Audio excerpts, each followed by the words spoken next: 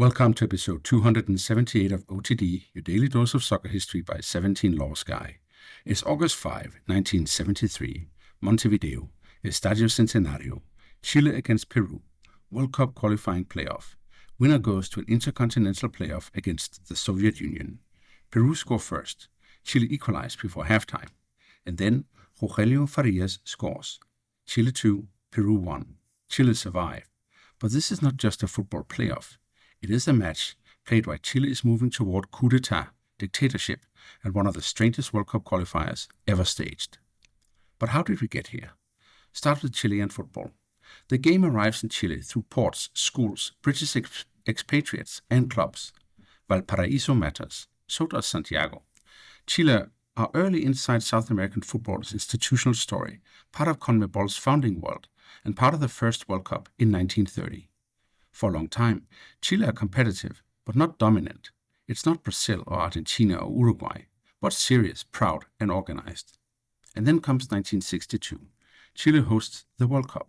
A country shaken by the 1960 Valdivia earthquake stages the tournament anyway, and Chile finished third. That is the great early national team peak. By the early 1970s, Chilean football has another strong generation. Colo-Colo reached the 1973 Copa Libertadores final, losing to Independiente. That team matters because it feeds the national side. Carlos Caselli, Francisco Chamaco Valdés, Leonardo Veliz, Sergio Ahumada, and above them, Luis Álamos, El Zorro.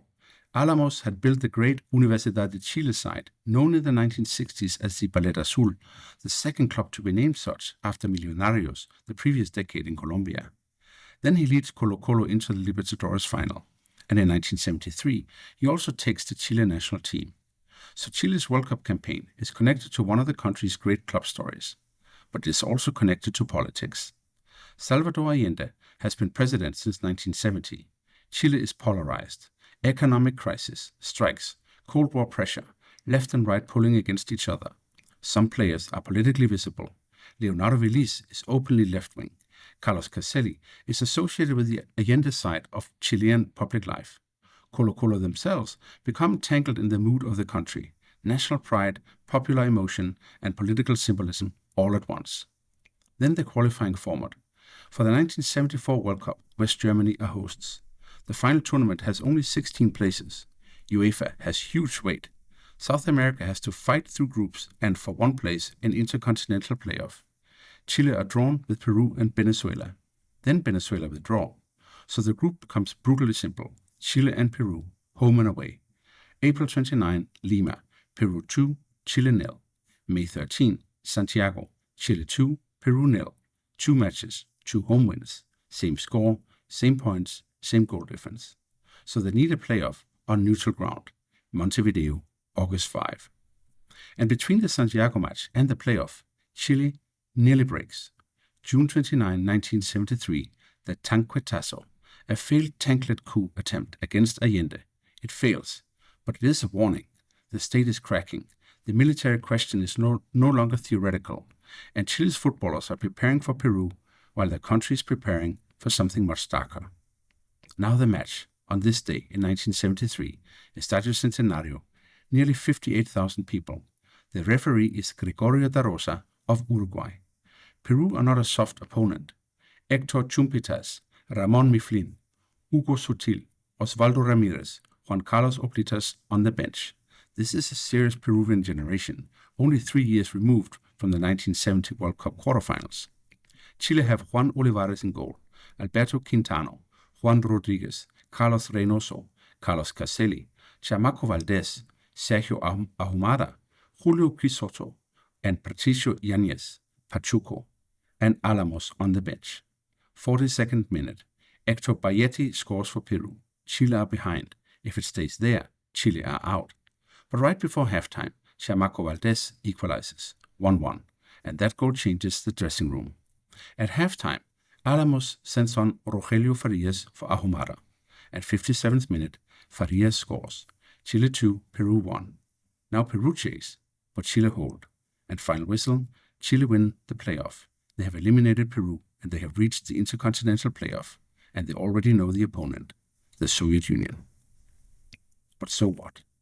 Chile's win in Montevideo is a hinge between two worlds. Before August 5, the story is football. Chile versus Peru, Pacific rivalry, a World Cup place still alive. But after August 5, the story becomes football under terror. September 11, 1973, the coup. Allende dies in La Moneda. Augusto Pinochet and the military junta take power. The National Stadium in Santiago is turned into a detention, interrogation, torture, and execution site. And the national team is caught inside that new reality. The very same day, players are called up for the Soviet playoff while the country is under military control. Some fear for themselves. Most fear for their families. Leonardo Vilis later remembered staying home for days because it was too dangerous to go out. Players were checked, watched, and in some cases protected only by the fact that they were national team footballers. Carlos Caselli, one of Chile's stars, had his own political shadow. His mother would later be detained and tortured by the regime. Caselli would famously refuse to shake Pinochet's hand before the 1974 World Cup. So these are not abstract politics floating above football.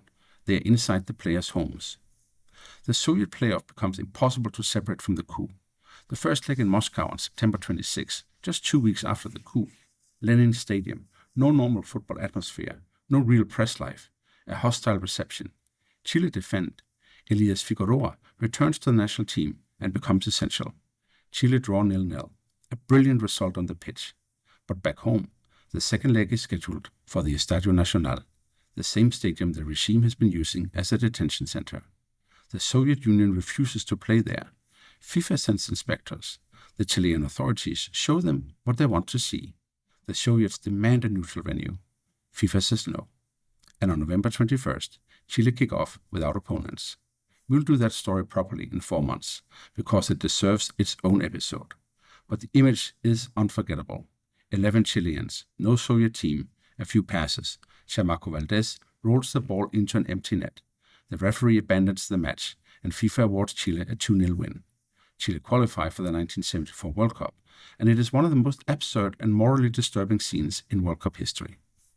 Chile's World Cup is brief and bitter. Group 1 in West Germany.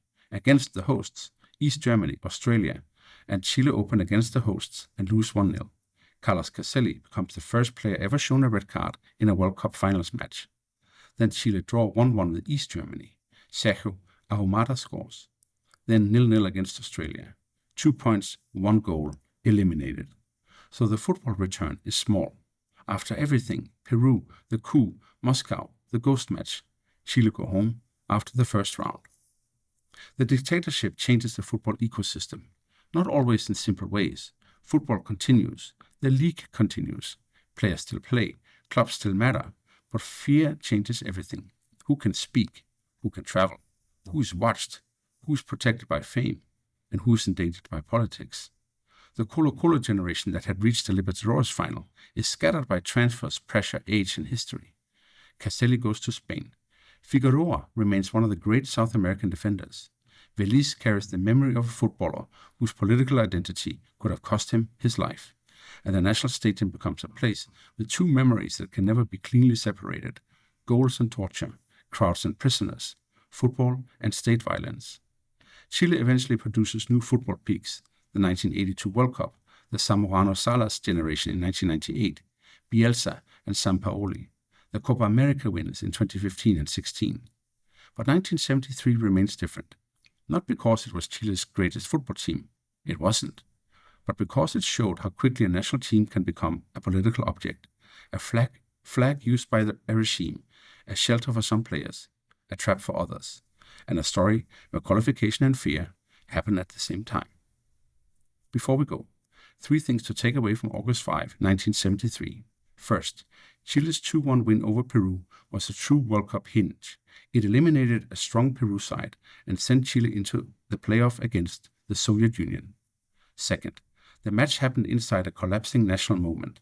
The Tanquetazo had already happened. The coup was 5 weeks away.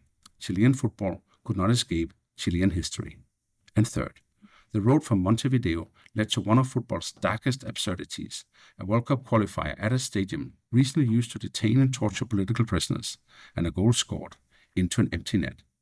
On this day in 1973, Chile beat Peru 2-1 at the Estadio Centenario. Chamaco Valdés scored, Rogelio Farías scored, Chile stayed alive for the World Cup, and football walked straight into the politics of the Cold War and the terror of Pinochet's Chile. That is all for episode 278 of OTD, your daily dose of soccer history by 17 Lost Guy. If you like this story, I ask you to help OTD get pushed in front of new people. Hit the subscribe button, rate the show 5 stars, or share it with your friends. Thank you very much. Tomorrow, we go to August 6, 1936. Josep Sunyol, FC Barcelona's president, politically assassinated during the Spanish Civil War. See you then.